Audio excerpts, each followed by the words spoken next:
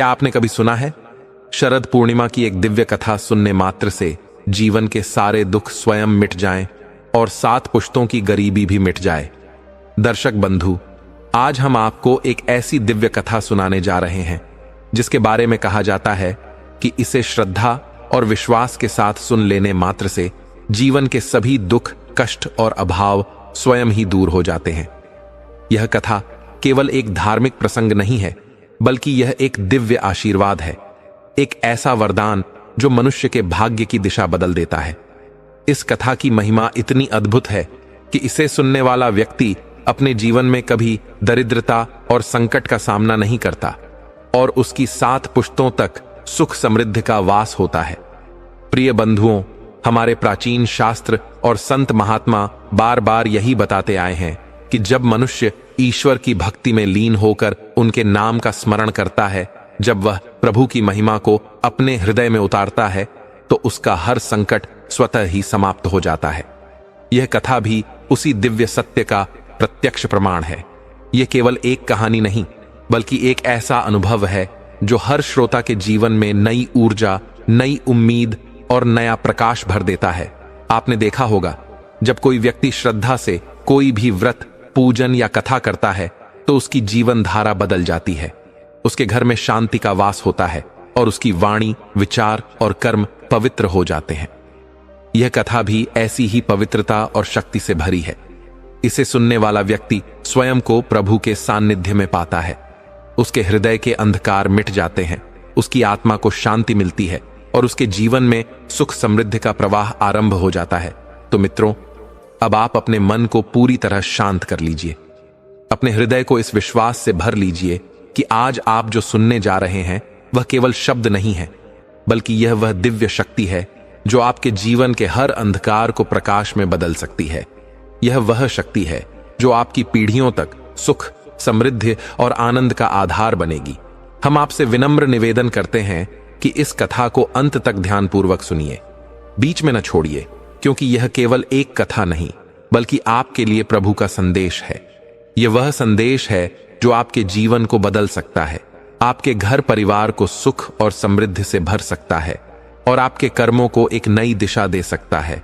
तो आइए पूरे भक्ति भाव से, श्रद्धा और विश्वास के साथ इस अद्भुत कथा के प्रारंभ को सुनते हैं और अपने जीवन को एक नई शुरुआत देने के लिए स्वयं को तैयार करते हैं। लेकिन दर्शक बंधु, आगे बढ़ने से पहले आपको एक अत्यंत गूढ़ और पवित्र बात बता दें, जिसे हमारे प्राचीन धर्म ग्रंथ गरुड़ पुराण में स्पष्ट रूप से कहा गया है। वहां लिखा है कि कोई भी कथा, चाहे वह शरद पूर्णिमा की ही क्यों न हो, अगर उसे बीच में छोड़ दिया जाए तो वह केवल अधूरी नहीं रहती, बल्कि वह पाप की श्रेणी में आ जाती है। क्योंकि अधूरी कथा मन में भ्रम, संशय और अधूरा सत्य छोड़ जाती है, और यह अधूरा सत्य कई बार मनुष्य को उस अंधकार की ओर ले जाता है जहां से लौटना कठिन हो जाता है। इसलिए हम आपसे विनम्र निवेदन करते हैं, आज की इस शरद पूर्णिमा की कथा को अंत तक अवश्य सुनिए, क्योंकि यह केवल एक कहानी नहीं, बल्कि वह दिव्य दर्पण है जिसमें आप अपने कर्मों का प्रतिबिंब देख पाएंगे। हो सकता है इस कथा का कोई एक शब्द, कोई एक प्रसंग आपके जीवन की दिशा बदल दे। हो सकता है यह कथा आपकी वर्षों की पीड़ा, आपके घर की दरिद्रता और आपके मन के अंधकार को उसी क्षण मिटा दे जब आप इसे सच्चे भाव से सुनेंगे। याद रखिए, शरद पूर्णिमा की कथा को सुनना केवल धर्म नहीं, यह आत्मा का जागरण है। यह वह क्षण है जब ईश्वर स्वयं अपने भक्त के भीतर उतरकर उसे पवित्र कर देते हैं। और अगर आप सच्चे सनातनी हैं, तो यह आपका कर्तव्य है कि ऐसी पवित्र कथाओं को केवल अपने तक सीमित न रखें, बल्कि इन्हें अपने मित्रों, परिवार और समाज तक पहुंचाए, ताकि हर कोई इस दिव्य आशीर्वाद का भागी बन सके। इसलिए दर्शक बंधु, इस कथा को अंत तक ध्यानपूर्वक सुनिए, इसे साझा कीजिए। अब श्रद्धा, भक्ति और विश्वास के साथ चलिए आरंभ करते हैं शरद पूर्णिमा की वह दिव्य कथा जो सुनने मात्र से जीवन के सारे दुख मिट जाते हैं और 7 पुश्तों तक की गरीबी सदा के लिए समाप्त हो जाती है। घड़ी ने शाम के 7 बजा दिए थे, लेकिन सरला जी का मन अब भी इस सच्चाई को स्वीकार करने को तैयार नहीं था कि उनका अपना बेटा उन्हें इस तरह अकेला छोड़ सकता है। वक्त गुजरता जा रहा था और उनके जज्बाती दिल पर अब तर्क और यथार्थ का दबाव बढ़ता जा रहा था। पति के निधन के बाद उन्होंने अपनी पूरी जिंदगी की कमाई घर बेटे के नाम कर दी थी। उन्होंने यही सोचा था कि अब बेटे का ही तो घर है, वहीं उनका सहारा बनेगा। पर यह कब हुआ कि मां ही बेटे के लिए पराई बन गई। उन्हें खुद पता नहीं चला। दूसरे घर की बहू को क्या दोष दूं, वह सोचने लगी। जब अपना ही बेटा मां को बोझ समझने लगे। तकदीर से हार चुकी सरला जी की समझ में नहीं आ रहा था कि अब वे कहां जाएं, क्या करें। इसी दौरान पास खड़े पुलिसकर्मियों ने अपने लिए चाय मंगवाई और एक कप चाय सरला जी को भी दे दी। तभी एक युवा लड़का वहां आया जिसे पुलिस वाले देवेश कहकर पुकार रहे थे। पुलिस वालों में से एक ने सरला जी की ओर इशारा करते हुए देवेश से पूछा, क्या कभी कोई बेटा अपनी मां या पिता को छोड़कर यूं चला जाता है? देवेश ने नम्रता से आगे बढ़ते हुए कहा, अम्मा, आप चिंता मत कीजिए। मेरा नाम देवेश है। मैं आसरा नाम से एक वृद्धाश्रम चलाता हूं, जो उन बुजुर्गों के लिए है जिन्हें अपनों ने छोड़ दिया है। आप चाह तो वहां मेरे साथ चल सकती हैं। धन्यवाद बेटा, लेकिन जब मेरे बेटे ने ही मुझे पराया कर दिया तो अब तुम पर बोझ नहीं बनना चाहती। बुढ़ों को बोझ समझने वाले यह क्यों नहीं सोचते कि वह कोई अमर बेल खाकर नहीं आए, वह भी तो कभी बूढ़े होंगे। अम्मा, आप मुझ पर बोझ नहीं हो। सरकार की तरफ से भी मुझे मदद मिलती है। आप मेरे साथ चलो, आपकी उम्र के बहुत मिलेंगे वहां पर। नहीं बेटा, बूढ़ी जरूर हुई हूं पर मजबूर नहीं। अम्मा, तो फिर तुम जाओगी कहां? जहां मुझे मेरे भोले बाबा ले जाएंगे। तो पुलिस वाले ने कहा, अम्मा, ऐसे तो हम तुम्हें नहीं जाने देंगे। घर का या किसी रिश्तेदार का पता बता दो तो तुम्हें वहां छुड़वा देंगे, नहीं तो फिर आपको देवेश के साथ ही जाना पड़ेगा। जब बेटे ने ही अपनी मां को इस हालत में अकेला छोड़ दिया तो किन रिश्तेदारों का नाम बताऊं? सरला जी ने मन में सोचा और फिर बोली, बेटा, मेरी एक बहन है, उसका पता जैसे ही याद आएगा तुम्हें बता दूंगी। सरला जी ने झूठ बोल दिया। अगर सच बोलती तो उसे देवेश के साथ जाना पड़ता, और स्वाभिमानी सरला जी को यह मंजूर नहीं था कि किसी की दया पर जिए। उसकी साड़ी में कुल 100 रुपए बंधे थे। उसने 1 रुपया निकालकर देवेश को दिए और कहा, बेटा, मेरे खाने के लिए कुछ ले आओ, शायद खाकर थोड़ा दिमाग चले और मैं अपनी बहन के घर का पता याद कर पाऊं। तो देवेश कुछ ही देर में सब्जी पूरी ले आया। सरला जी ने खाने के बाद कहा, बेटा, मुझे सोच के ले जाना है। देवेश पुलिस वालों को बोलकर उन्हें एक टॉयलेट के पास ले गया। लाइन लगी थी तो सरला जी ने देवेश से कहा, बेटा, मैं यहां बैठ जाती हूं, तू कब तक खड़ा रहेगा? मैं आ जाऊंगी, तू जा। नहीं मां जी, तुम इस भीड़ में खो जाओगी। मैं उधर बैठ जाता हूं, तुम वहां आ जाना। ठीक है बेटा। देवेश कुछ दूरी पर जाकर बैठ गया। लाइन काफी लंबी थी। वह अपने मोबाइल से किसी से बातें करने लगा। आधे घंटे बाद देवेश वहां पहुंचा, लेकिन सरला जी वहां नहीं थी। लोगों से पूछने पर पता चला कि वह काफी समय पहले यहां से चली गई। तो देवेश ने कैंप की ओर तेजी से कदम बढ़ाए। कैंप पहुंचने पर देखा कि वहां भी नहीं है। फिर उसने पुलिस वालों को सारी बात बताई। इतनी भीड़ में सरला जी को ढूंढना आसान नहीं था। सरला जी बस कदम बढ़ाए जा रही थी। कहां किस ओर जाना है यह तो उसे पता ही नहीं था। जैसे जैसे उसके कदम आगे बढ़ रहे थे, वैसे ही दिमाग में उसकी यादें पीछे कदम बढ़ा रही थीं। उसे आज भी अपने बेटे जीतू की वह छवि याद थी। जब पहली बार उसके मुंह से मां शब्द निकला था तो वह निहाल हो गई थी। कैसे उसने उसे चलना सिखाया, फिर दौड़ना और पढ़ना। सोचते हुए सरला जी की आंखों से अश्रुओं की धारा बहने लगी। जो यादें उसे कभी सुख का अनुभव कराती थीं, आज वही उसे पीड़ा दे रही थी। मेरा जीतू इतना बड़ा हो गया कि अब उसे अपनी मां की जरूरत ही नहीं रही। अपने अतीत और वर्तमान में उलझी हुई सरला जी भीड़ भाड़ से काफी दूर निकल आई थी। अब पैर भी साथ नहीं दे रहे थे। सड़क के किनारे एक बड़ा सा पत्थर था। वह उस पर जाकर बैठ गई और धीरे धीरे गुनगुनाने लगी। यह पत्थर भी हरे थके लोगों को कितना सुकून देता है। फिर भी पता नहीं क्यों यह लोग इंसानों को पत्थर दिल बोलते हैं। करीब 10 मिनट सुस्ताने के बाद सरला जी फिर अनजानी मंजिल की ओर कदम बढ़ाने लगी। रात के करीब 8 बज रहे थे। उसे कहीं दूर से मंदिर की घंटियों की आवाज आ रही थी। तो अपने आप ही सरला जी के कदम उस ओर बढ़ चले। अब मेरे प्रभु ही मेरी नया पार लगाएंगे। इस दृढ़ निश्चय ने उन्हें एक नई ऊर्जा से भर दिया। घंटियों का स्वर उसके हर कदम के साथ तेज होता जा रहा था। वह भी मंदिर में जाकर हाथ जोड़कर खड़ी हो गई। आरती के बाद प्रसाद वितरण हुआ। प्रसाद ग्रहण करके उन्होंने मंदिर में लगे नल से पानी पिया और मंदिर परिसर में बनी बेंच पर जाकर बैठ गई। लोगों की भीड़ भाड़ धीरे धीरे कम हो रही थी। बहुत थके होने के कारण सरला जी की आंख लग गई। अम्मा किसके साथ आई हो? मंदिर के पुजारी ने सरला जी से पूछा तो सरला जी ने कोई उत्तर नहीं दिया। घर कहां है तुम्हारा? घर नहीं है, उसने धीरे से कहा तो पंडित जी बोले, अम्मा जी आप ऐसे यहां पर तो नहीं रह सकती। तो सरला जी ने कहा, आप परेशान ना हो पंडित जी, मैं कल सुबह यहां से चली जाऊंगी।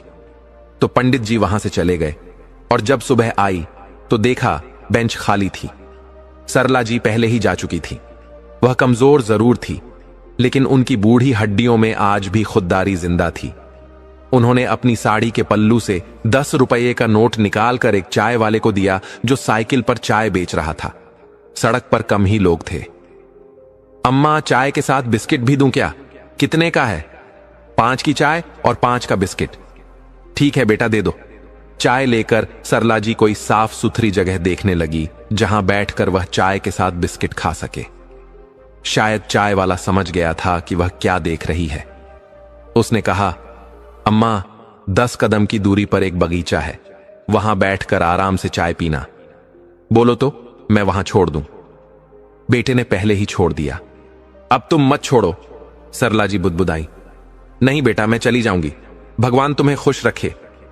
आशीर्वाद देते हुए सरला जी अपनी चाय का कप लिए बगीचे में पहुंची और एक खाली पड़ी बेंच पर बैठकर चाय पीने लगी। चाय पीने के बाद वह लोगों को देखने लगी।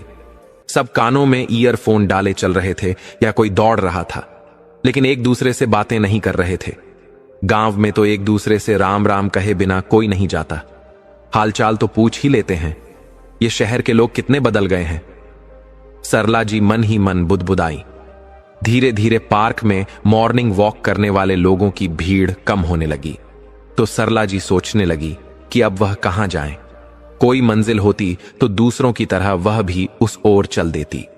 कुछ सोचकर वह उठी, सूर्य देवता को नमस्कार किया और अपनी मंजिल किस्मत पर छोड़कर बस कदम बढ़ाने लगी। दिमाग में बस यही चल रहा था, इन रुपयों के खत्म होने से पहले कुछ काम ढूंढना है, पर कैसे और क्या काम, यह सब उसे समझ नहीं आ रहा था। बस शांत मन से अपने कदम बढ़ाती रही और अपने पोते वंश को याद करने लगी कि 14 साल का हो गया, लेकिन अब भी मुझसे जब तक कोई कहानी नहीं सुन लेता सोता नहीं था। अपने बाप को अकेला आते देखकर उस पर क्या बीतेगी। जीतू क्या कहेगा उसे? क्या यह कह पाएगा कि वह अपनी मां को मेले में छोड़ आया है? जीतू ने जो मेरे साथ किया, क्या उसने सपने में भी सोचा है कि भविष्य में उसका बेटा वंश भी उसके साथ ऐसा कर सकता है? लेकिन इतना सब सोचा होता तो शायद वह ऐसा करता ही नहीं। खैर, जैसी प्रभु की इच्छा। जरूर उन्होंने मेरे लिए कुछ अलग सोच रखा है। चलते चलते सरला जी न जाने क्या क्या सोच रही थी। तभी उन्होंने देखा कि कई बच्चे एक बिल्डिंग के अंदर जा रहे थे, तो सरला जी वहीं खड़ी होकर बच्चों को निहारने लगी। बच्चों की तेज आवाज से सरला जी का ध्यान उनकी तरफ खींचा चला गया। कुछ बच्चे एक टपरी जैसी कच्ची दुकान पर खड़े थे और उस चाय वाले से कह रहे थे, क्या मिश्रा जी कितना इंतजार करवाओगे पराठे के लिए? 10 मिनट से तो खड़े हैं। बस बेटा, सुरेश आने वाला होगा। इस हरामखोर को भी धंधे के वक्त बेमतलब काम याद आते हैं। 2 मिनट के लिए कहकर गया था, अब तक नहीं आया। इस बार तो काम से निकाल दूंगा। मेरे गांव का है, वरना कब का नौकरी से निकाल दिया होता। उनकी बात सुनकर सरला जी उस दुकान वाले के पास गई और बोली, आप कहें तो मैं पराठा बना दूं इन बच्चों के लिए। अरे आप क्यों बनाएंगी? उस दुकान वाले ने कहा। तो सरला जी बोली, इन बच्चों को खिलाकर अच्छा लगेगा, मुझे चिंता मत करो, पराठे बनाने के पैसे नहीं लूंगी तुमसे। सरला जी के लिए 4 पराठे बनाना तो मामूली सा काम था। जिंदगी भर खाना ही तो बनाया था और उनके हाथ का स्वाद ऐसा था कि पूरे गांव में उनकी तारीफ होती थी। उन्होंने पराठे बनाकर बच्चों को खिलाए। आज के पराठे बच्चों को कुछ अलग ही मजा दे रहे थे। वाह क्या पराठे बनाए हैं अम्मा जी। मजा ही आ गया। हर रोज मिश्रा जी को लड़कों की बातें सुननी पड़ती थीं। कभी पराठा कच्चा तो कभी जला हुआ। आज बच्चों के मुंह से तारीफ सुनकर उनका सीना चौड़ा हो गया। थोड़ी देर में सुरेश भी आ गया और आते ही बोला, यह क्या? मैं गया और किसी और को काम पर रख लिया। ये तुमने सही नहीं किया। बिना पूरी बात सुने सुरेश बिगड़ गया। तो मिश्रा जी कहां चुप रहने वाले थे। उन्होंने कहा, हां रख लिया, मेरी दुकान है और मेरी मर्जी। तू साले क्या करेगा? मेरे गांव का नहीं होता तो तुझे कब का बाहर निकाल दिया होता। अरे क्यों लड़ रहे हो बेटा? किसी ने तुम्हारी नौकरी नहीं ली? मैं चली, तुम करो अपनी नौकरी। इतना कहकर शारदा जी जैसे ही जाने लगी तो मिश्रा जी ने उनको रोकते हुए कहा, अम्मा तुम काम करोगी? बेटा काम तो मुझे चाहिए, लेकिन किसी का काम छीन कर नहीं। शारदा जी ने कहा तो मिश्रा जी बोले, काम का क्या लोगी अम्मा? तो शारदा जी बोली, जितने मैं स्वाभिमान से जी सकूं। तुम्हारा घर कहां है? जब से घर छोड़ा है तब से अब पूरा संसार ही मेरा घर है बेटा। शारदा जी की बात सुनकर मिश्रा जी ने कहा, अम्मा तुम यहां काम करो, रात में यहीं सो सकती हो। गद्दे का इंतजाम मैं कर दूंगा, महीने का 5,000 दूंगा, रहना खाना मुफ्त। और हां रमेश, तुझे मैं आखिरी मौका दे रहा हूं, तू अम्मा की मदद करेगा। पराठे वो बनाएंगी, सब्जी बाजार से लाना, उबालना, मसाला बनाना और आटा गूंथना तेरे जिम्मे में है, और पराठा बनाना अम्मा की। समझ आई बात? मिश्रा जी की बात सुनकर बेमन से रमेश ने हां कर दिया, जैसे किसी ने उससे उसकी गद्दी छीन ली हो। आज अम्मा के पराठे की शायद कॉलेज के अंदर ज्यादा ही तारीफ हो गई थी। लेक्चर के बाद काफी लड़के पराठा खाने आने लगे। अम्मा ने जो काम शुरू किया तो फिर दोपहर 3 बजे जाकर ही उन्हें आराम मिला। आज मिश्रा जी बहुत खुश थे। पूरे दिन की आमदनी कुछ ही घंटों में निकल आई। अम्मा अब तुम भी कुछ खा लो। शारदा जी ने कुछ और पराठे बनाकर रमेश और मिश्रा जी को भी खाने को दिए और फिर खुद भी खाने बैठ गई और मन ही मन ईश्वर को धन्यवाद दिया। उसने कभी यह सोचा भी नहीं था कि वह कभी खुद भी कमाएगी। अपनी कमाई की रोटी खाना कितना सुकून देता है, आज उन्हें पता चल रहा था। मिश्रा जी ने शाम को एक गद्दे का इंतजाम कर दिया ताकि शारदा जी दुकान में ही सो सके, और शाम 8 बजे मिश्रा जी और रमेश अपने घर के लिए निकल गए। अब शारदा जी अकेली रह गई। इंसान जब अकेला होता है तो उसे अपनों की यादें अपनी ओर खींच लेती हैं। शारदा जी भी उन यादों में खींची चली जा रही थीं। कहते भी हैं, मूल से ज्यादा ब्याज प्यारा होता है। उन्हें अपने पोते वंश की बहुत याद सता रही थी। यही वह समय होता था जब वह शारदा जी से कहता, दादी आज कोई नई कहानी सुनाओ ना, और अपने स्कूल की सारे दिन की दिनचर्या बताता, किससे झगड़ा किया, किस टीचर ने तारीफ की तो किसने आज क्लास के बाहर खड़ा किया। शारदा जी अपने पोते वंश की खास दोस्त थीं, जिनसे वह कुछ नहीं छुपाता था। गद्दे पर लेटी हुई शारदा जी अपने पोते को याद कर आंसू बहा रही थीं। सोच रही थी कि वंश कैसे रह रहा होगा उनके बिना। अब तक तो जीतू घर पहुंच चुका होगा। क्या कहा होगा उसने वंश से? वंश ने मुझे मेले से खिलौने लाने को कहा था, पर ना जाने अब उसकी यह फरमाइश पूरी कर पाऊंगी भी या नहीं। सोचते सचते रात के करीब 2 बज गए। शारदा जी ने सोचा, अब थोड़ा सो लेती हूं, फिर सुबह से मेहनत भी करनी है। नींद पूरी नहीं होगी तो काम भी ठीक से नहीं कर पाऊंगी।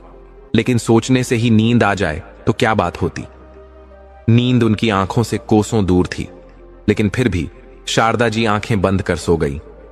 सुबह 7 बजे जब रमेश आया तो शारदा जी जाग रही थीं। क्या हुआ अम्मा, नई जगह नींद नहीं आई क्या? तो शारदा जी मुस्कुरा दी, क्योंकि कई सवालों के जवाब नहीं होते। अम्मा मैं सब्जी ले आया हूं, आलू उबालने के लिए चढ़ा रहा हूं, उसके बाद आटा गूंथ दूंगा और कोई काम हो तो बता देना।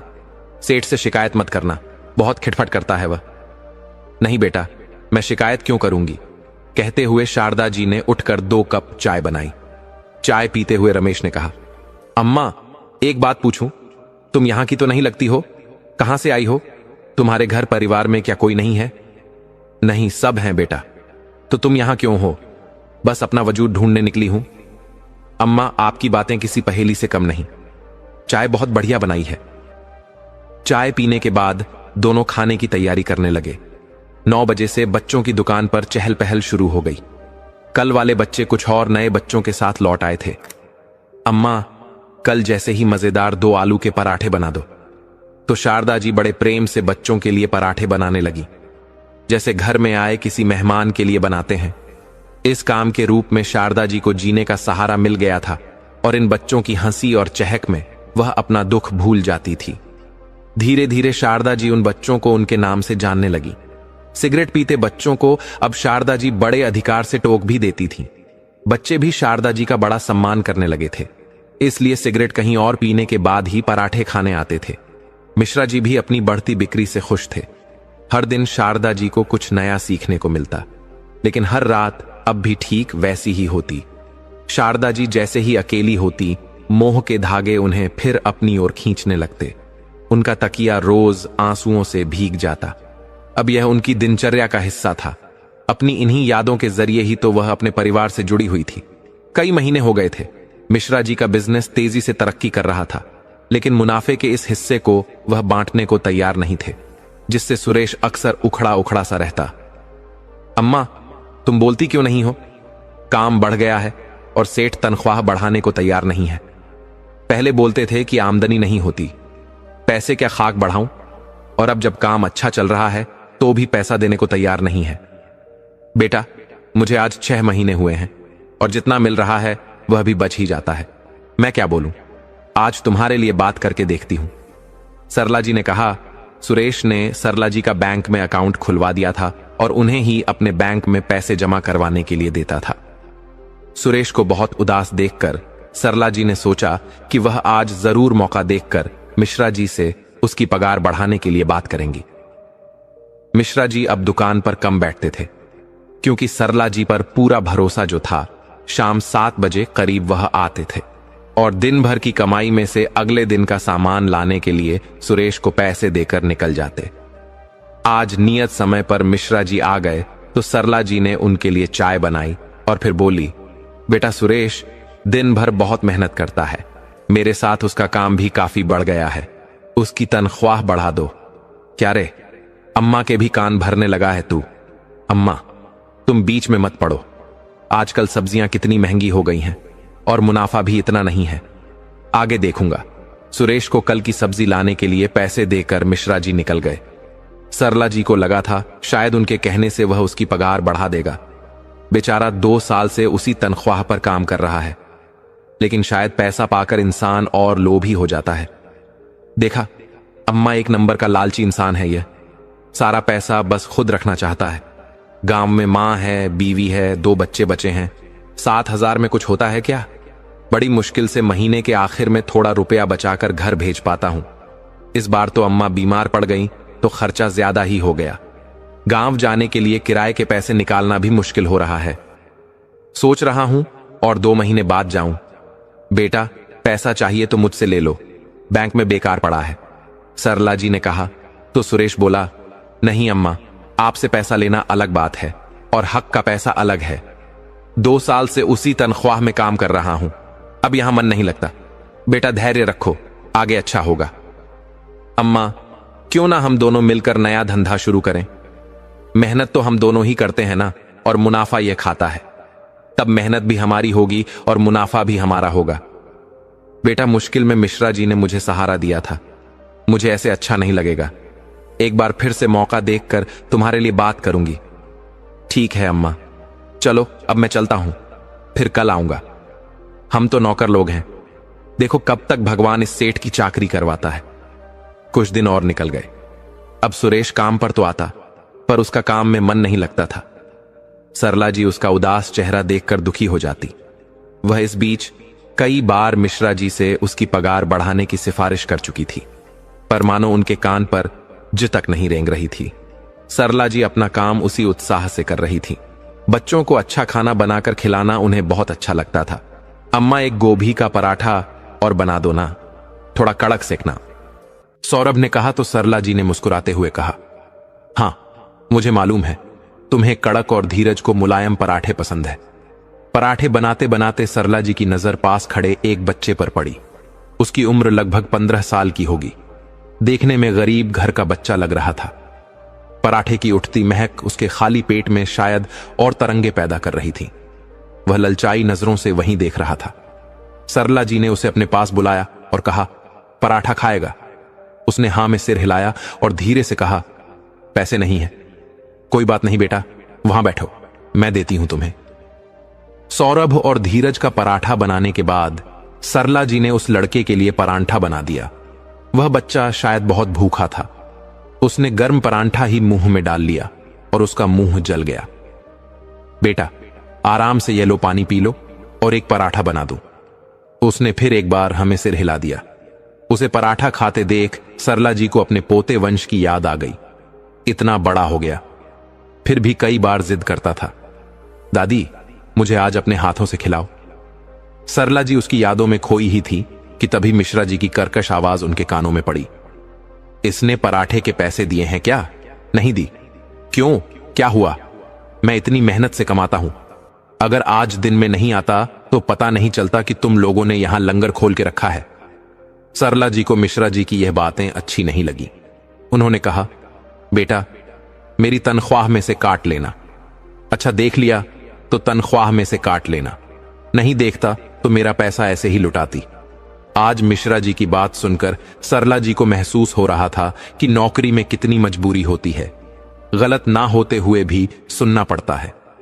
मिश्रा जी कुछ और बोलते उससे पहले ही सुरेश बोल पड़ा, ठीक से बात करो, उम्र में बहुत बड़ी है आपसे। मिश्रा जी को अपने यहां नौकरी करने वाले की यह बात कैसे बर्दाश्त होती। वह उस पर भड़क गया। माहौल देखकर वह बच्चा आधा पराठा छोड़कर ही न जाने कहां चला गया। सरला जी को बहुत दुख हुआ। वहां बैठे बच्चे भी अब इस लड़ाई में शामिल हो गए। अम्मा से कोई तेज आवाज में बोले, यह उन्हें कहां बर्दाश्त था। इतनी आवाजों में सरला जी की आवाज कौन सुनने वाला था। थोड़ी देर बाद सुरेश और सरला जी सड़क पर बैठे थे। मिश्रा जी ने दोनों को काम से निकाल दिया। कॉलेज के कुछ बच्चे भी उनके पास ही खड़े थे। अम्मा तुम परेशान मत हो बेटा, मुझे अपनी नहीं सुरेश की चिंता है। मैं तो अकेली हूं, उसके काम से उसके पूरे परिवार का पेट पलता है। अम्मा तुम मेरी चिंता मत करो, मैं वैसे भी तंग आ गया था इसके साथ काम करते करते। पराठे का ही धंधा करेंगे और इधर ही करेंगे, देखते हैं क्या करता है यह, और इससे ज्यादा कमा कर दिखाएंगे। एक चूल्हे और टेबल का ही तो इंतजाम करना है, कर लेंगे कुछ ना कुछ जुगाड़। ठीक है बेटा, तुम चाहते भी यही थे कि खुद का काम शुरू करें, जो होता है अच्छे के लिए होता है। आज रात को कहां जाओगे अम्मा? सौरभ ने पूछा। जहां मेरे भगवान मुझे ले जाएंगे। अम्मा आप मेरे साथ चलोगी, हम दोनों मिलकर काम शुरू करेंगे, तो आप अकेली कैसे रह सकती हो? सुरेश ने कहा। तो सरला जी मजबूर होकर सुरेश के साथ चल दी। कमरे पर पहुंचते ही सुरेश ने कहा, आओ अम्मा, हमारे गरीब खाने में तुम्हारा स्वागत है। बेटा मेरे लिए तो यह किसी महल से कम नहीं है। अम्मा बैठने और सोने के लिए यही है जो है बहुत अच्छा है बेटा। गद्दा इतना बड़ा तो नहीं था जिस पर दो लोग सो सके, इसीलिए सरला जी के बैठने से पहले सुरेश ने गद्दे के नीचे से चटाई निकाली। अम्मा तुम गद्दे पर सो जाना, मैं चटाई पर सो जाऊंगा। बेटा मां को नींद तभी आती है जब मां अपने बच्चे को सुकून से सोते देखती है, सरला जी ने कहा। तो सुरेश उदास हो गया। बेटा यह मुश्किल का समय भी कट जाएगा। हां अम्मा, मां के दुआओं में बहुत ताकत होती है। अच्छा बताओ क्या खाओगी? घर पर क्या रखा है बेटा? सब्जी तो नहीं है अम्मा, मैं बाहर से लेकर आता हूं। बेटा दाल चावल है तो खिचड़ी बनाती हूं। हां अम्मा यह तो मिल जाएगा। सुरेश ने 2 डब्बे निकालकर अम्मा के सामने रख दिए और नीचे चला गया। थोड़ी देर बाद वापस आया तो उसके हाथ में एक चादर थी। अम्मा यह तुम्हारे लिए एक ही चादर थी, इसीलिए दूसरा लेने गया था। सरला जी सोच रही थी, कोई भी तो रिश्ता नहीं है इससे मेरा, फिर भी मेरे लिए कितना कर रहा है। यह सच है कि कई बार खून के रिश्तों से बढ़कर प्रेम के रिश्ते बन जाते हैं। खिचड़ी खाते खाते दोनों बातें करने लगे। अम्मा मैं खाना खाकर बाहर जाता हूं और कल के लिए एक चूल्हे और टेबल का इंतजाम करता हूं। कल से ही हम काम शुरू करेंगे। ठीक है बेटा, मेरा एटीएम कार्ड ले जाना, जितने पैसों की जरूरत हो निकाल लेना। नहीं अम्मा, अभी है मेरे पास, जब जरूरत होगी तो बताऊंगा। वैसे अम्मा मेरा इंतजार मत करना, सो जाना, हो सकता है मुझे देर हो जाए। और वह कमरे से बाहर निकल गया। करीब 10:30 सुरेश कमरे में दाखिल हुआ। उसके हाथों में एक पुराना गद्दा था। अम्मा किसी सोच में डूबी हुई थी। गद्दा जमीन पर पटकते हुए सुरेश ने पूछा, अरे अम्मा तुम अभी तक सोई नहीं? बेटा कमरे की कड़ी बहुत ऊंची है, इसलिए लगा नहीं पा रही थी, और फिर कमरा खुला छोड़कर कैसे सो जाती। अरे अम्मा, यहां कमरे में लेने के लिए है ही क्या, और जो इस सामान को भी चुरा कर ले जाएगा तो यह सोचकर संतोष कर लूंगा कि उसकी हालत मुझसे भी कमजोर होगी। पुराने कपड़े और कुछ गिने चुने बर्तन तो हैं। तो सरला जी ने मुस्कुराते हुए कहा, अच्छा ये बताओ, चूल्हे का इंतजाम हो गया क्या? हाँ अम्मा, टेबल और चूल्हा दोनों का जुगाड़ हो गया है। अम्मा, मैं सुबह घर से जल्दी निकल जाऊंगा, आप सुबह 10:30 तक यूनिवर्सिटी के पास आ जाना, वहीं से शुरू करेंगे अपना नया धंधा। ठीक। मिश्रा जी की दुकान के सामने जो नीम का पेड़ है उसके नीचे। बेटा मैं वहां तक कैसे पहुंचूं? सरला जी ने कहा। तो सुरेश बोला, अम्मा कमरे से निकलकर बाएं जाना, 2-3 दुकानें छोड़कर ऑन्टो खड़ा होगा, उसे कहना यूनिवर्सिटी छोड़ दें।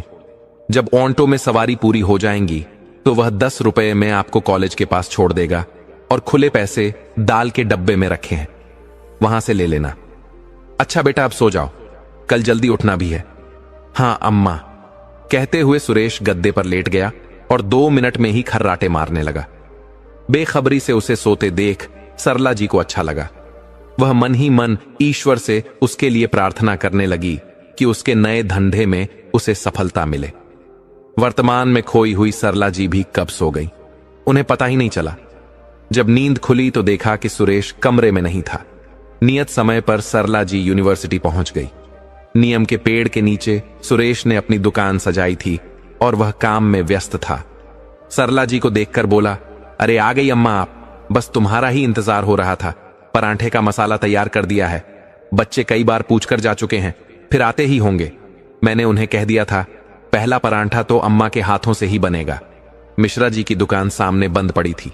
सरला जी उस ओर देखने लगी। 6 महीने उस दुकान में उन्होंने बिताए थे। उन्हें बंद दुकान देखकर अच्छा नहीं लग रहा था। तभी उन्हें देखकर कॉलेज के बच्चे आ गए। सौरभ ने कहा, अम्मा तुम्हारे परांठे का ही इंतजार हो रहा था, अब बस जल्दी से खिला दो, बहुत भूख लगी है। ठीक है बेटा, अभी बनाती हूं। धीरज कहां है? आज तुम्हारे साथ दिखाई नहीं दे रहा। अम्मा उसकी बहन को आज लड़के वाले देखने आ रहे हैं, इसीलिए नहीं आया। सरला जी पराठे बनाने लगी। सुरेश ने नीम के पेड़ पर एक तख्ती लटका दी जिस पर पराठे के दाम लिखे थे। पराठे का दाम मिश्रा जी की दुकान से कम रखा था और आज विशेष ऑफर भी था, 2 पराठे के साथ तीसरा मुफ्त। सुरेश पराठे बनाने में सरला जी की मदद करने लगा। विशेष ऑफर का लाभ उठाने के लिए आज कुछ ज्यादा ही भीड़ लग गई थी। अम्मा के हाथ निरंतर चल रहे थे और सुरेश के भी। दोनों ने ही सुबह से कुछ नहीं खाया था, लेकिन दुकान अच्छी चलती देख दोनों अपनी भूख प्यास भूल चुके थे। 12 बजे के करीब उन्हें थोड़ी राहत मिली। अम्मा चलो अब तुम बैठो, मैं पराठे बनाता हूं, थोड़ी देर बाद खाने के लिए फिर से भीड़ लगने लगेगी। सुरेश ने कहा तो सरला जी बैठ गई। वह भी थक गई थी।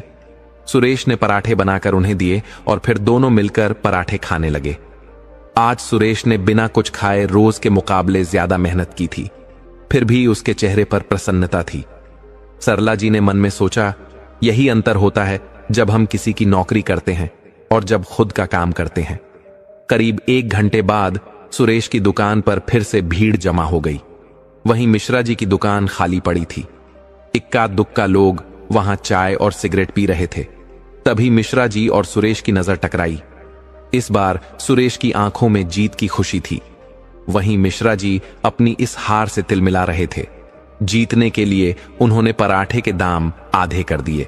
कुछ लोग इस ऑफर का लाभ उठाने भी पहुंचे, लेकिन जिन्होंने अम्मा जी के हाथ से बने हुए स्वादिष्ट पराठे खा लिए हों, उन्हें यह कहां पसंद आने वाले थे।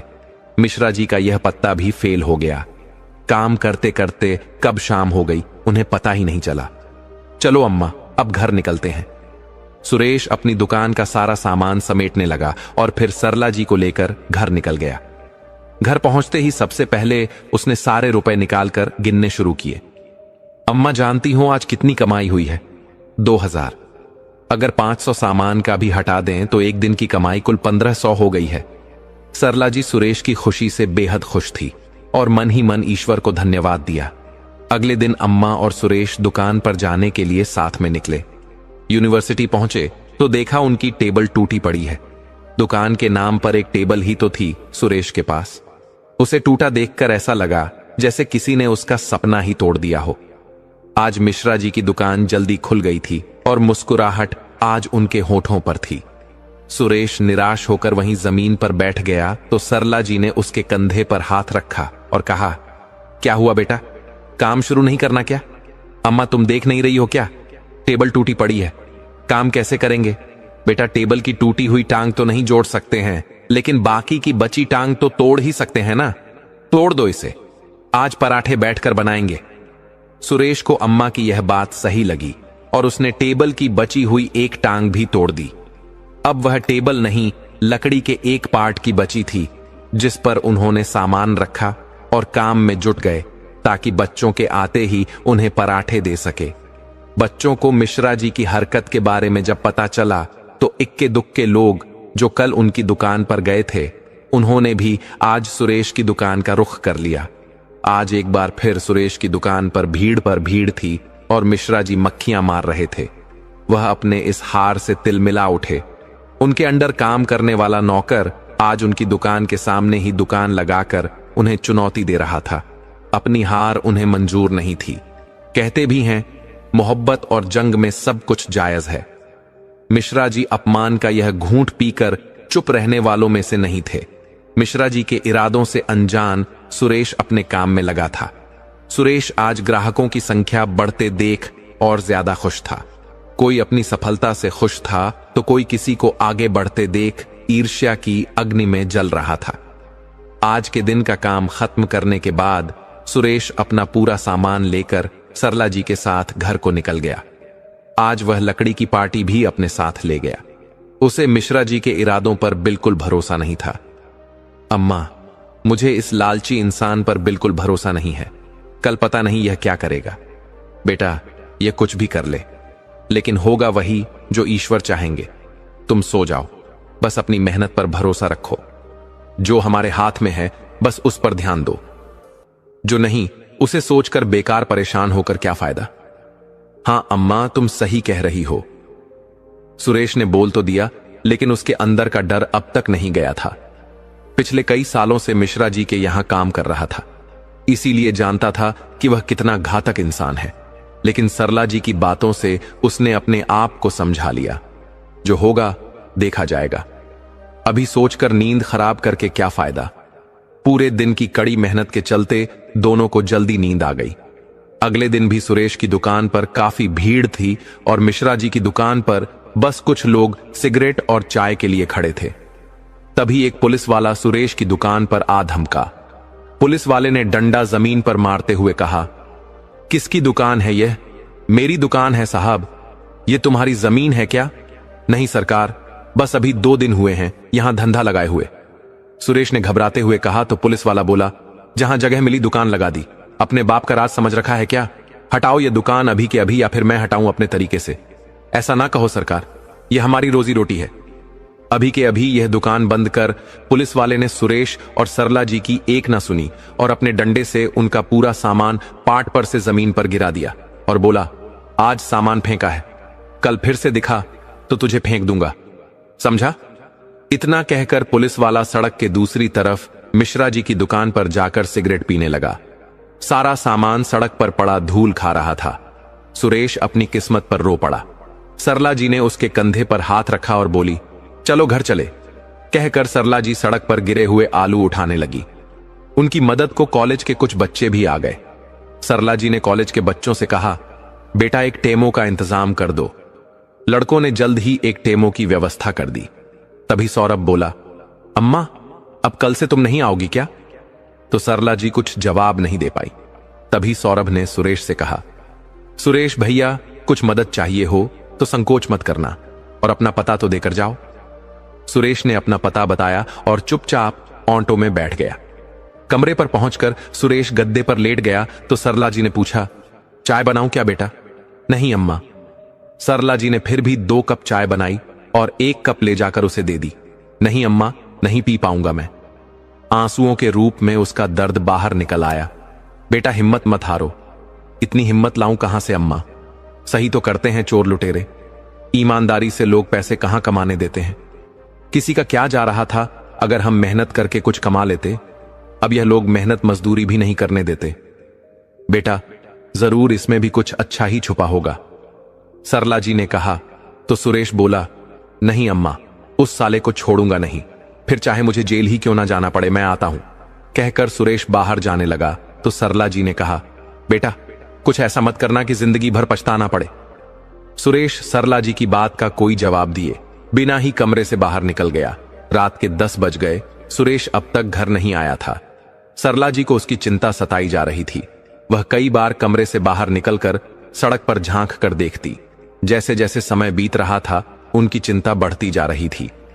कहां जाएं, किससे सुरेश के बारे में पूछें, उन्हें समझ नहीं आ रहा था। रात के 12 बज गए थे, लेकिन सरला जी की नींद उनकी आंखों से कोसों दूर थी। करीब 12:30 पर सुरेश लड़खड़ाता हुआ कमरे में दाखिल हुआ। सरला जी जाग रही थी, लेकिन उन्होंने ऐसे जताया कि मानो वह सो चुकी हैं। सुरेश नशे में धुत था। इस वक्त उससे बात करने का कोई फायदा नहीं था और उन्हें जागते देख शायद वह शर्मिंदा हो जाता। सुबह के 10 बजे भी जब सुरेश नहीं उठा तो सरला जी ने उसे जगाया। अरे उठना नहीं है क्या? अम्मा, सर दुख रहा है, उठा नहीं जा रहा। आज काम पर नहीं जाना क्या? अम्मा, अब क्या खुद मार खाने जाऊं वहां? वह नीच मुझे कभी काम नहीं करने देगा। बेटा, ऐसा कहकर तो तुमने पहले ही हार मान ली। मतलब कि अपने दुश्मन को खुद से ज्यादा ताकतवर समझकर घुटने टेक दिए। तो क्या करें अम्मा? फिर जाऊं वहां अपने सामान का नुकसान करवाने। देखो बेटा, मुझे ज्यादा तो नहीं पता, पर क्यों हम उसकी दुकान के सामने ही अपनी दुकान खड़ी करें? इतना बड़ा शहर है, कहीं और अपनी दुकान लगाएंगे। अम्मा, तुम नहीं जानती उसे। जैसे ही पता चलेगा वह वहां भी अपना धंधा नहीं चलने देगा। सुरेश की बात सुनकर सरला जी मन ही मन उदास हो गई और दोनों के लिए चाय बनाने लगी।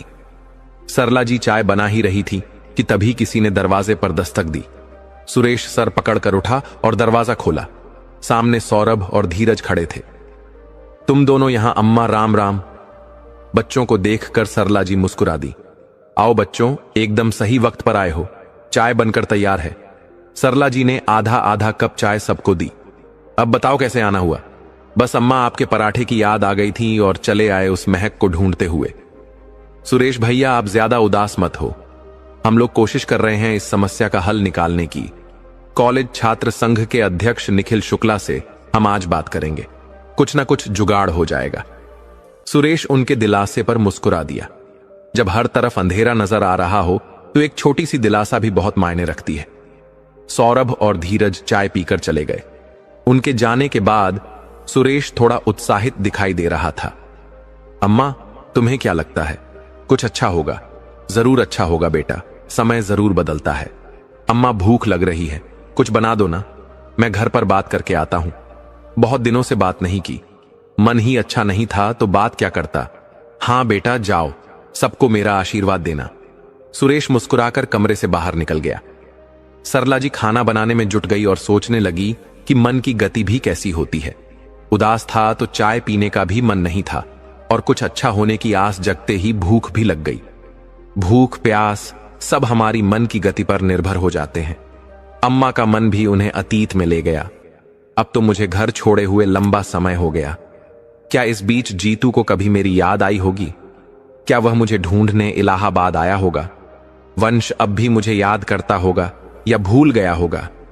कितने सारे सवाल थे सरला जी के मन में, लेकिन जवाब एक का भी नहीं था। आज एक बार फिर सरला जी की आंखों में नमी भर गई थी। पीछे से सुरेश ने आवाज दी, देखो अम्मा, मैं क्या लाया हूं। क्या लाया है मेरा बेटा? वंश अपनी अम्मा के लिए। ये वंश कौन है अम्मा? सुरेश ने सरला जी की आंखों में आंसू देखे तो बोला, क्या हुआ अम्मा, तुम रो क्यों रही हो?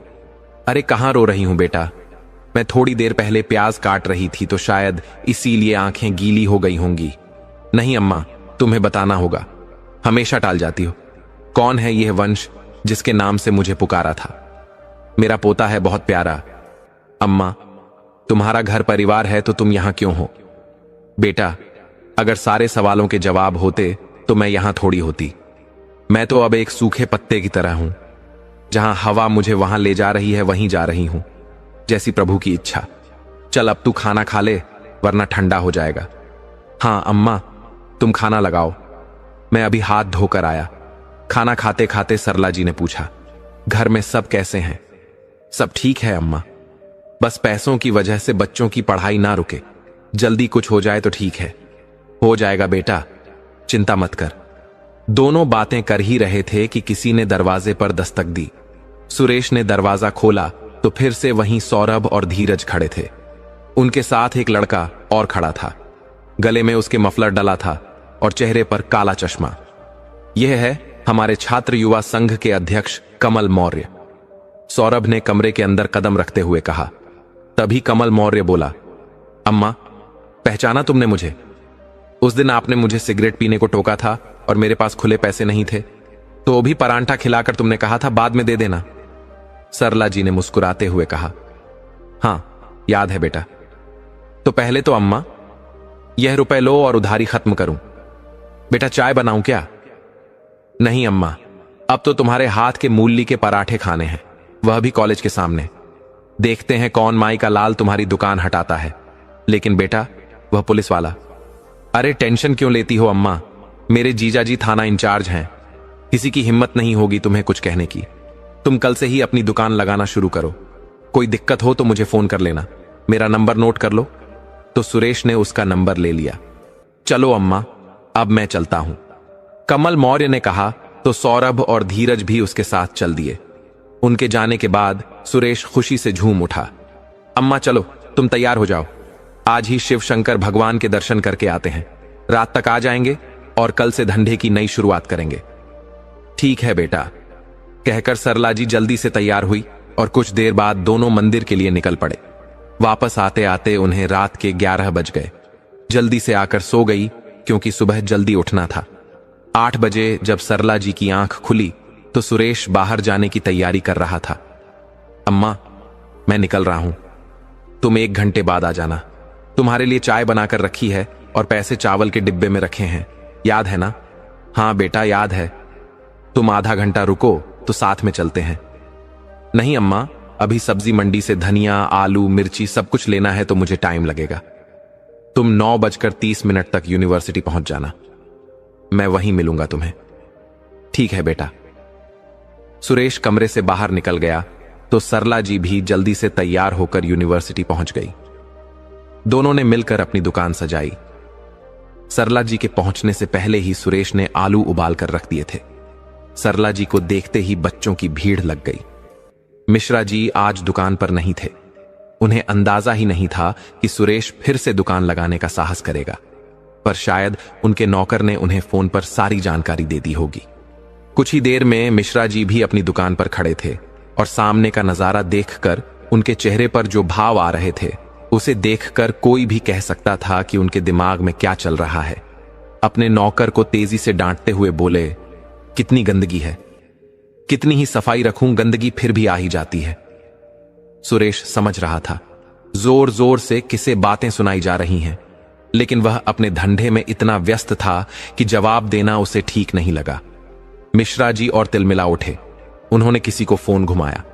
इधर इन सबसे अनजान अम्मा और सुरेश बच्चों को उनके पसंद के पराठे खिला रहे थे। तभी सुरेश की नजर सामने से आते हुए उसी पुलिस वाले पर पड़ी जिसने उसका सारा सामान पहले गिराया था। उसे अपनी ही दुकान की ओर आते देख उसके हाथ पांव फूलने लगे। सुरेश ने धीरे से कहा, अम्मा स्टॉल बंद कर दो। सरला जी ने उसके कांपते स्वर सुने तो ऊपर सर उठाकर देखा। सामने से पुलिस वाला पूरे ताव में अपना डंडा हिलाते हुए चला आ रहा था। तेरे को प्यार से समझाया कि यहां दुकान नहीं लगानी तो समझ नहीं आया क्या?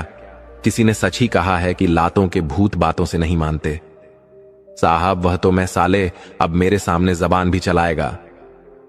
पुलिस वाला सुरेश पर हाथ उठाने ही वाला था कि तभी किसी ने पीछे से उसके कंधे पर हाथ रखा। कौन है बे? कहते हुए पुलिस वाला पीछे मुड़कर देखा। अरे निखिल जी, आप बहुत दिनों बाद दिखाई दिए, कहीं बाहर गए थे क्या? हां, बाहर की गंदगी साफ करने गया था, अब वापस आ गया हूं यहां की सफाई करने। और एक बात याद रखना, यह हमारा आदमी है, आज के बाद इसे कुछ कहने से पहले मुझसे बात करना। तो पुलिस वाला हाथ जोड़ते हुए चुपचाप वहां से निकल गया।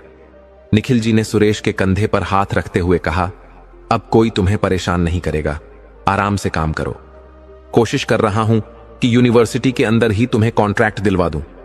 खैर, अभी तो तुम यहां अपना काम चालू रखो। सरला जी ने निखिल जी को धन्यवाद दिया। मिश्रा जी सुरेश की खुशी देखकर बहुत परेशान हो रहे थे।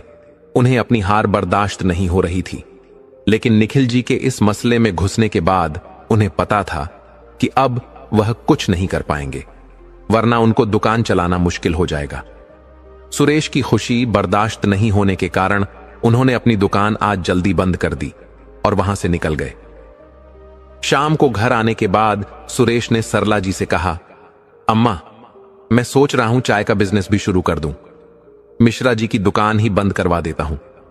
बहुत परेशान किया है इसने मुझे, अब इसकी बारी है। नहीं बेटा, तुम भी उसके साथ वैसा ही करोगे तो फर्क ही क्या रह जाएगा उसमें। और तुम गलत नहीं थे, तो देखो मुश्किलों के बाद भी तुम्हारा काम शुरू हुआ। अब यह सोचो कि अपने काम को बढ़ाना कैसे है, दूसरे का काम बंद करने का मत सोचो। मिश्रा जी कैसे भी हो, पर उस दुकान ने हमें कई दिनों तक सहारा दिया है। मैं उस दुकान को बंद होते नहीं देखना चाहती। हां अम्मा, तुम सही कह रही हो। खाना पीना खाकर सुरेश और सरला जी दोनों सो गए। अब हर रोज सुरेश की दुकान पर भीड़ जमी रहती। उसके चेहरे पर चमक आ गई थी। धीरे धीरे उसने खुद का मकान बनवा लिया और अपने परिवार को गांव से शहर बुला लिया। सरला जी को तो मानो पूरा परिवार ही मिल गया था। सभी के दिन हंसी खुशी में बीत रहे थे। अब सुरेश ने अपनी दुकान पर और बंदे भी रख लिए थे। सरला जी ने उनको सब कुछ सिखा दिया था। देखते ही देखते 4 साल बीत गए। सरला जी 5वीं तक पढ़ी थी। अब उनके हर दिन की शुरुआत अखबार पढ़कर ही होती थी। आज भी रोज की तरह सरला जी सुबह चाय की चुस्कियों के साथ अखबार पढ़ रही थी। एक खबर ने अचानक उनका ध्यान अपनी ओर खींच लिया। उस खबर को पढ़कर सरला जी ने अखबार टेबल पर रख दिया।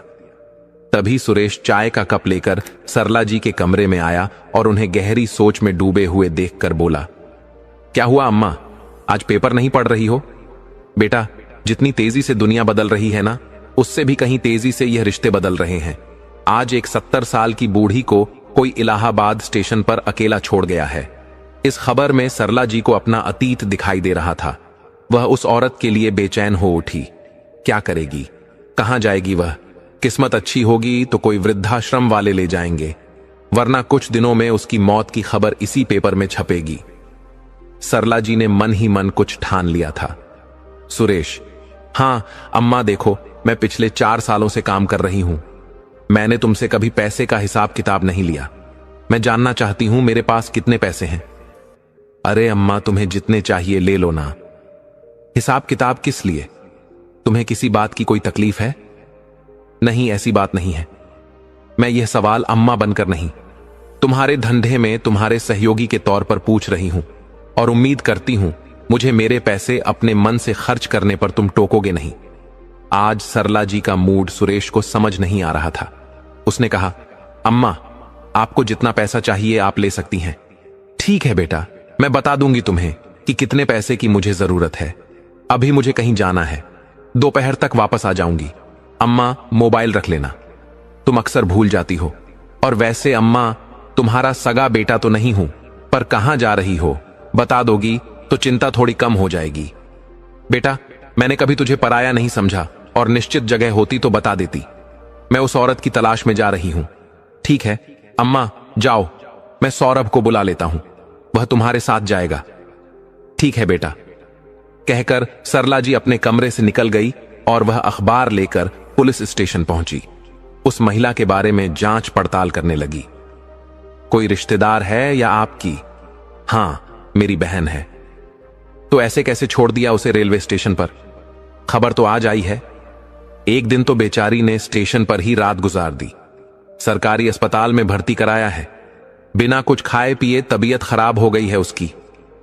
पुलिस वाले की बात सुनकर सरला जी ने कहा, ठीक है धन्यवाद जी, अब मैं चलती हूं।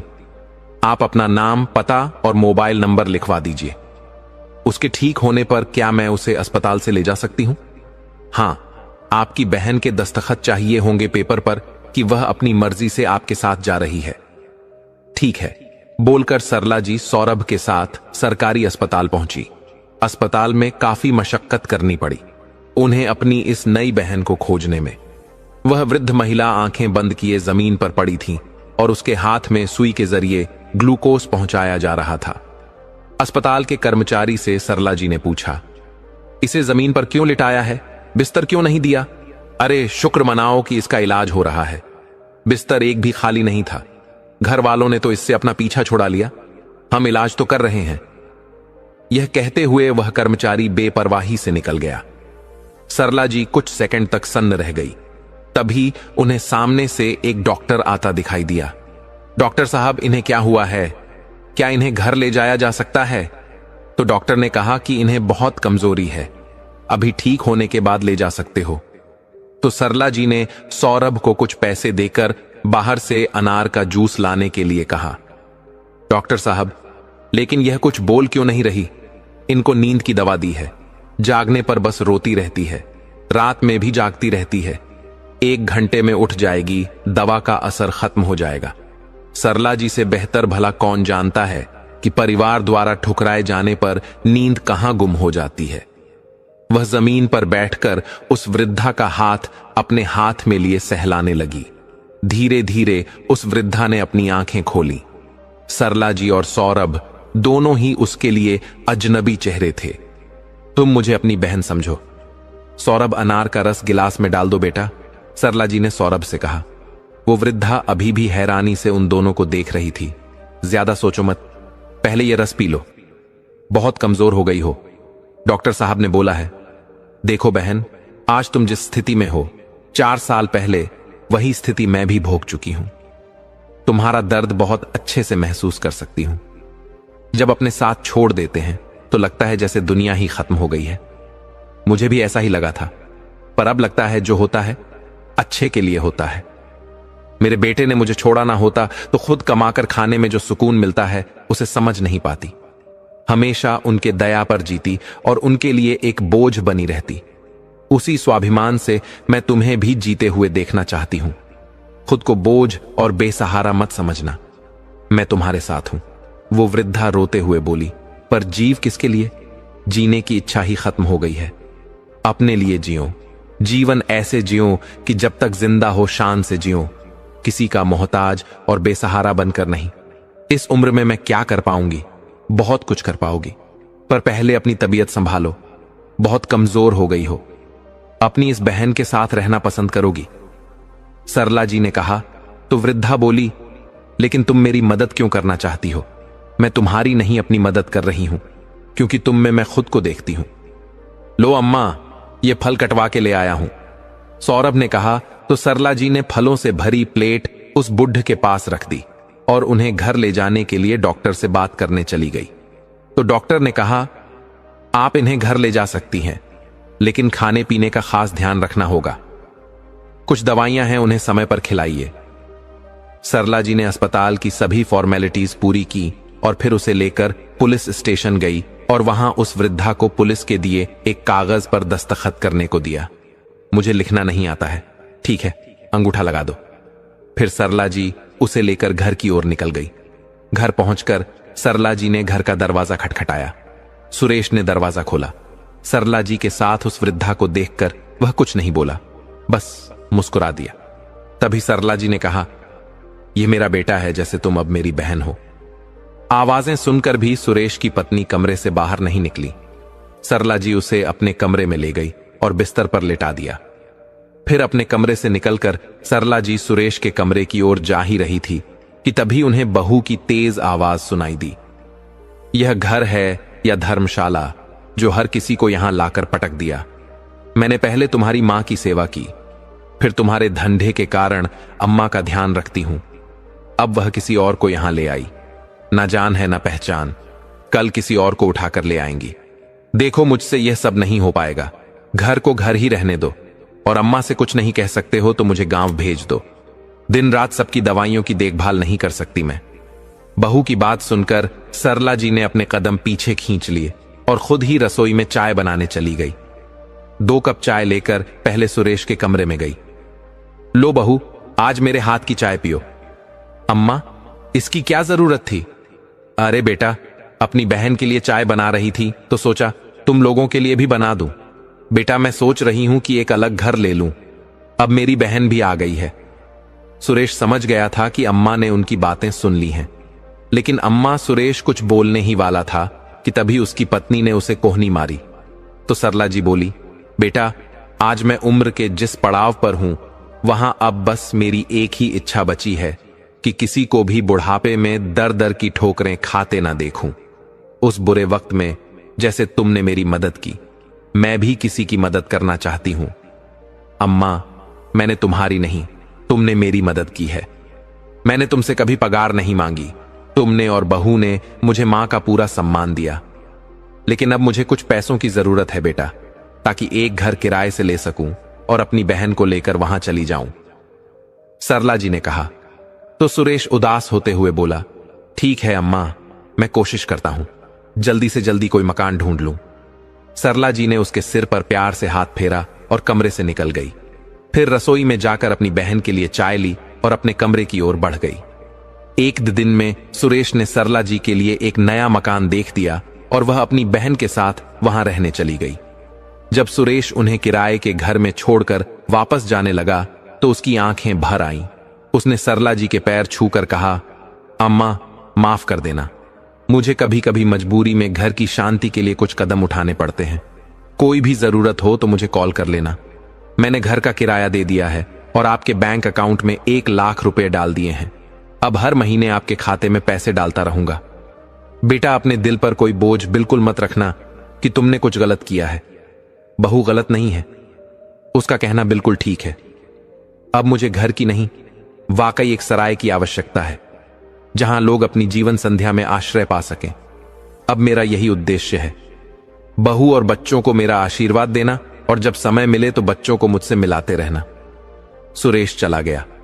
सरला जी जिस बूढ़ी औरत को अपने साथ लाई थी, उसका नाम सुनीता था। अच्छा खाने पीने से उनकी कमजोरी अब धीरे धीरे खत्म हो रही थी। सरला जी से मिलकर उसे एक बात का संतोष हुआ कि वह अकेली नहीं है जिसके साथ उसके बच्चों ने ऐसा किया। पहले उसे लगता था कि उसकी परवरिश में कोई खोट है, लेकिन लगता है अब समय बदल रहा है। जैसे इंसान पुरानी आउटडेटेड चीजों को अपने घर में नहीं रखना चाहता, वैसे ही एक दिन उसके मां बाप भी उनके लिए पुराने हो जाते हैं। अब सरला जी ने अपना अलग से धंधा शुरू कर लिया। सुनीता जी को अचार बहुत अच्छा बनाना आता था, इसलिए उनसे अचार बनवा लेती और खुद पराठे बना लेती। जैसे बच्चों के बीच सरला जी के पराठे फेमस थे, वैसे ही जल्द ही सुनीता जी का अचार भी फेमस हो गया। तो सरला जी अचार के छोटे छोटे पैकेट बनाकर दुकान पर रखने लगी। अब उन्हें लगने लगा था कि हर औरत में कोई ना कोई गुण ऐसा होता है कि वह अपनी रोटी का इंतजाम खुद कर सकती है। दिन यूं ही गुजर रहे थे। एक दिन जब वह पराठा बना रही थी, तभी किसी ने उन्हें अम्मा कहकर पुकारा। तो सरला जी ने पराठे बनाते हुए पूछा, क्या चाहिए बेटा? एक कहानी चाहिए अम्मा। यह सुनकर सरला जी ने नजर उठाकर देखा तो सामने उनका पोता वंश खड़ा था, लेकिन उसे पहचानने में सरला जी को कुछ सेकंड का समय लग गया। इन 5 सालों में वंश काफी लंबा हो गया था, चेहरे पर हल्की मूछें भी आ गई थी। वंश बेटा, सरला जी ने कहा। तो वंश बोला, हां अम्मा, आप क्यों चली गई? हमें छोड़कर पिताजी जब इलाहाबाद से वापस आए, आपको उनके साथ ना देखकर बहुत रोया था। मैंने पूछा तो पिताजी ने कहा कि पता नहीं अम्मा कहां चली गई, सब जगह ढूंढ लिया लेकिन कहीं नहीं मिली। ऐसे कैसे हो सकता है पापा? अम्मा गुम कैसे हो सकती हैं? आप फिर से ढूंढने जाओ। मैंने पापा को बहुत कहा, लेकिन पापा कहीं भी नहीं गए। लेकिन मैंने मन में ठान लिया था कि अपनी अम्मा को जरूर ढूंढूंगा और अपने माँ बाप को सबक सिखाऊंगा। इसीलिए इलाहाबाद यूनिवर्सिटी में एडमिशन ले लिया। आज दिन भर भटकने के बाद किसी ने बताया, अम्मा के हाथ के पराठे खाकर देखो, मजा आ जाएगा। बस फिर यहां चला आया और मुझे आज मेरी अम्मा मिल ही गई। सरला जी की आंखों में आंसू थे। उन्होंने वंश को अपने गले से लगा लिया। उसका माथा बार बार चूमती रही। सरला जी ने उसे प्यार से अपने पास बिठाया और अपने हाथ से उसे पराठा खिलाने लगी। अम्मा, अब मैं आपको वापस ले जाऊंगा और आपके बेटे बहू को ऐसा सबक सिखाऊंगा कि वे लोग देखते रह जाएंगे। नहीं बेटा, तेरे पिता ने जो भी किया वह अच्छा ही किया। वो कहते हैं ना, जो होता है वह अच्छे के लिए होता है। अगर मेरा बेटा मुझे मेले में छोड़कर नहीं जाता तो मैं अपनी पहचान कभी नहीं बना पाती और जिंदगी भर बेटे बहू पर बोझ बनकर रह जाती। इसलिए तुम्हें अपने माँ बाप को सबक सिखाने की कोई जरूरत नहीं है बेटा। तुम उनके बुढ़ापे में सहारा बनना और हो सके तो समय निकालकर मुझसे मिलने आते रहना। ये देखो, अब मैं तुम्हारी सुनीता अम्मा जी के साथ यहां आराम से रह रही हूं। मुझे कोई दिक्कत नहीं है। अब मैं यहां पर बहुत खुश हूं बेटा।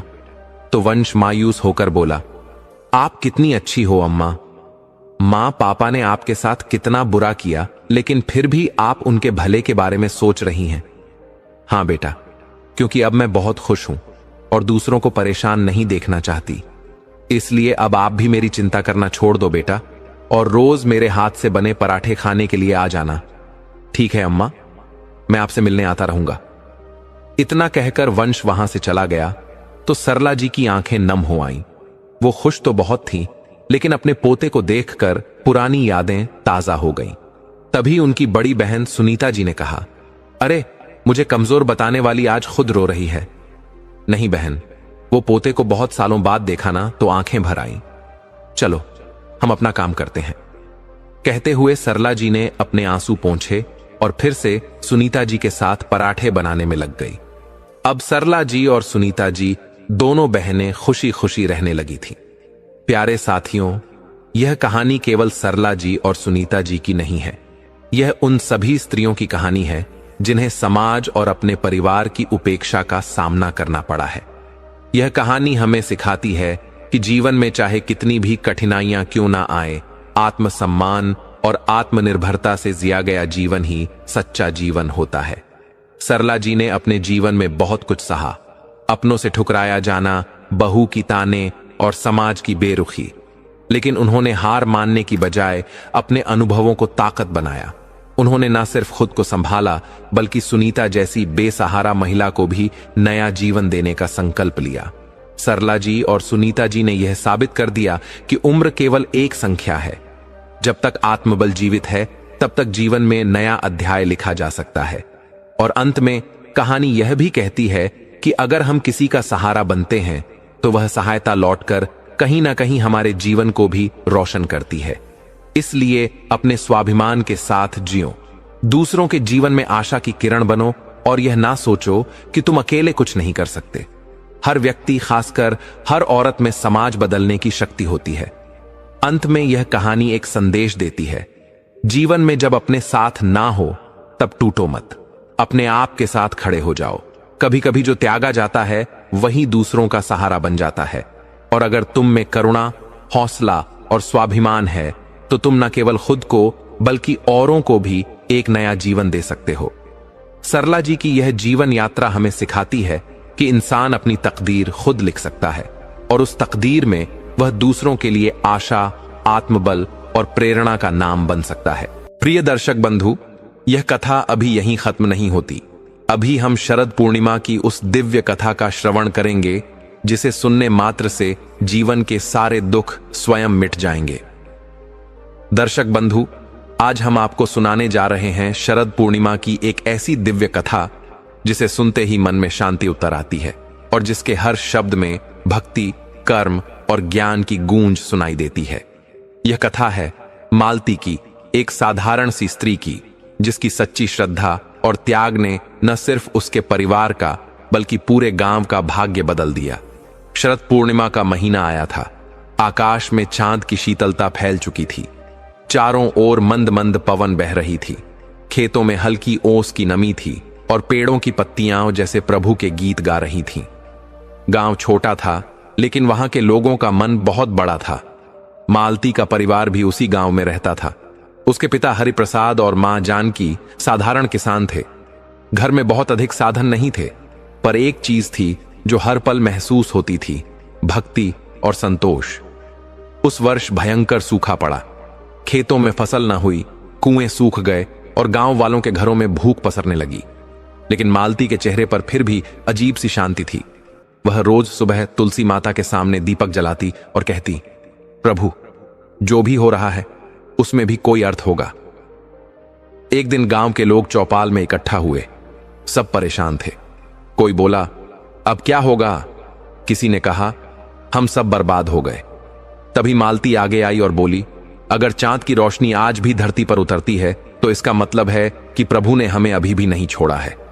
शरद पूर्णिमा आ रही है। इस दिन अगर हम सच्चे मन से दीप जलाएं और सबके लिए कुछ करें तो शायद प्रभु हमारी सुन लें। गांव वालों ने पहले हंसी उड़ाई, पर मालती ने परवाह नहीं की।